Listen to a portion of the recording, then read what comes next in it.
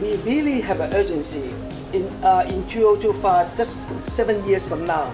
There will be 5.3 billion of people shortage of water.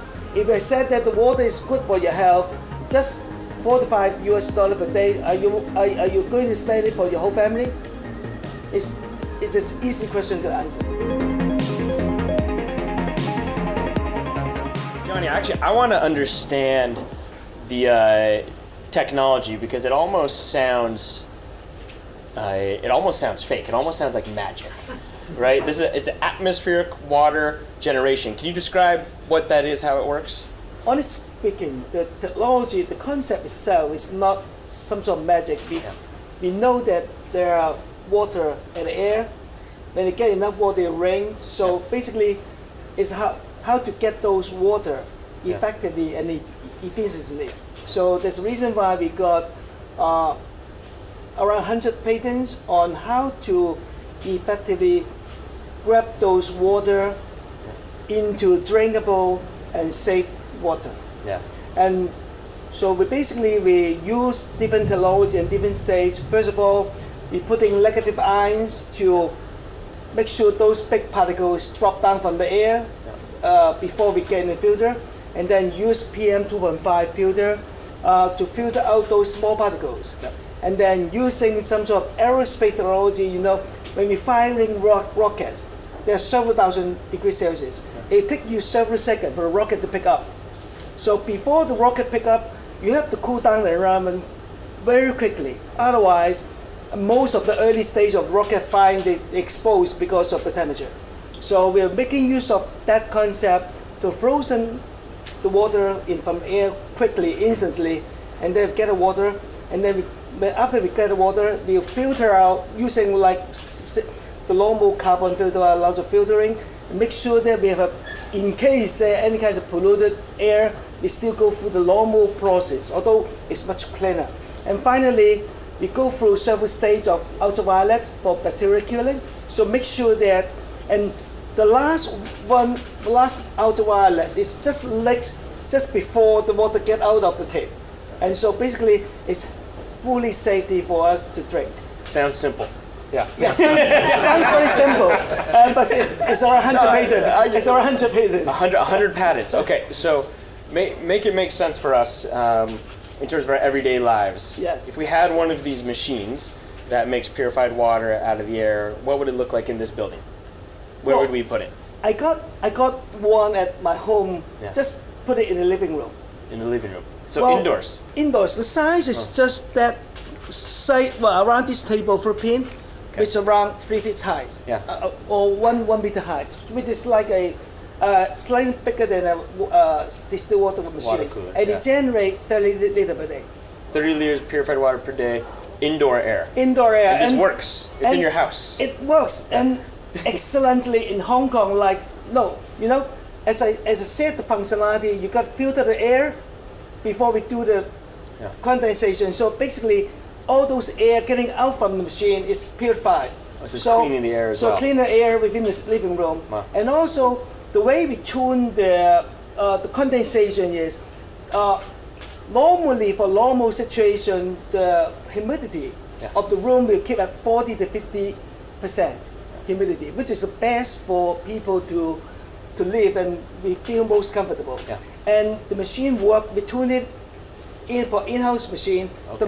The machine is able to generate water above 35%. Wow. Okay. But not lower, because if we're going lower, then probably we feel don't comfortable. Yeah. But so we are intentionally put it a 35%. Designed for indoor living. Yeah, for indoor living. But for those water plants, we can tune at a lower humidity. Okay. Although in fact, for lower humidity, that means more power will be used. Possible. But for those normal cases, like in Hong Kong, it's incredibly using low level, less power, because for each liter of water, it uses around like 2 American cents of power, 1 to 2 American cents of power, which is basically is more power saving than a level 1 power saving refrigerator at the medium size. So this is, you're paying less than $1 a day for 30 liters of water that's being purified and drawn from the air.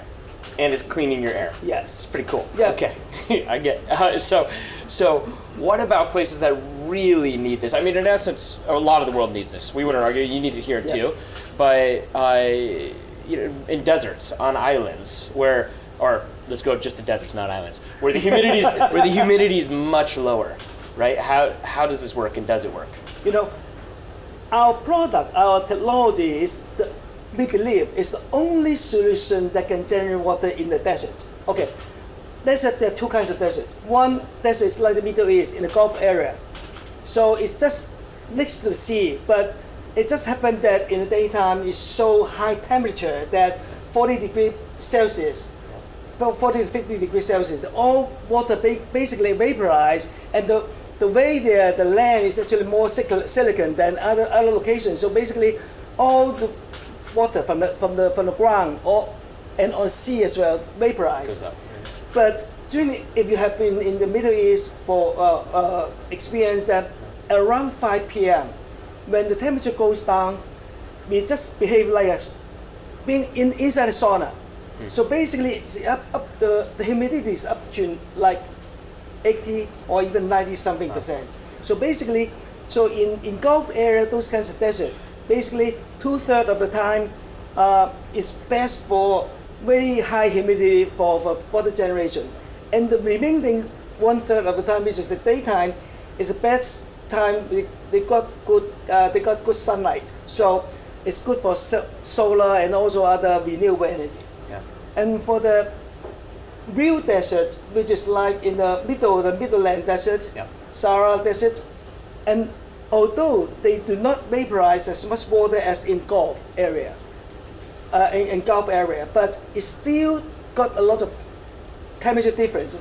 The condensation, still a lot of water can condense in at light, although it's not as much as the Gulf area. But it still works. Still works. Yeah, and then you're not just looking at kind of household scale, right? You're also thinking more almost industrial kind of water plant scale. Can you describe how big can this scale?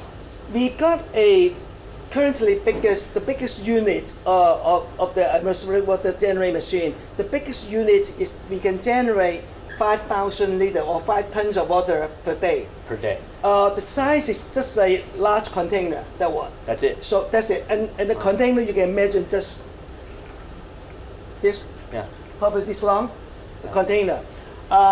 So for each module is 5,000 liters. So if a typical small size water plant is talking about 50,000 liters per day. So we just need 10 modules. 10 modules. 10 modules. You can imagine that 10 modules. If you exclude those storage area, for bottling, if you need to have a bottling line, so just the water generation itself is just can be stored in 2,000 or 3,000 meters. That's it. And including those lines for bottling, it can be easily put in a very small area. And in fact, if we spread it over large area, it will be more effective because so that the environment will be getting more fresh air in. Yeah. And so how does the machine grab the humidity from the air? Is this like a giant vacuum and it's sucking the air and the humidity? Like how does it work? No. Well, it's just good enough airflow. That's it. Like for example, do we need to breathe quite deeply for oxygen? No. Yeah. It's just breathe it. For those machines, compared to the whole atmosphere, it's just peanuts. Just like millions of people breathing on one location, will it be affecting our breathing effort? No. And so you have 100 patents. You've shown that you can do this at scale. It's also in your house, and it works. What's it going to take to actually help this hit the market in a big way? Why do we all have one of these? The issue will be, this is one of the challenge, especially we really have an urgency for having a large implementation because from the UN projection, in 2025, just 7 years from now, there will be 5.2 or 5.3 billion of people shortage of water, and 1.8 billion of people is seriously shortage of water. And that 1.8 billion people, if there's some climate change or whatever, they're going to sadly they're subject to die. So we need to have move as quickly as possible so that we generate enough machines for those people. And what we are doing is what we plan for our business plan is make sure that we get listed in 2-3 years, and then we work with those giants on manufacturing, like a refrigerator or air conditioner. They got productivity of more than tens of billions of machines every year. Yeah. Then we make use of the productivity to generate as much machine for the majority of a lot of people as possible. What do you think? It sounds like, I imagine if a couple of years ago you went out and you told people we're going to create purified water from air in a way that costs less than a cent a liter. It could be on everybody's home in the world. We could do it at an industrial scale anywhere on the planet. Most people would have said, yeah, right. Yeah.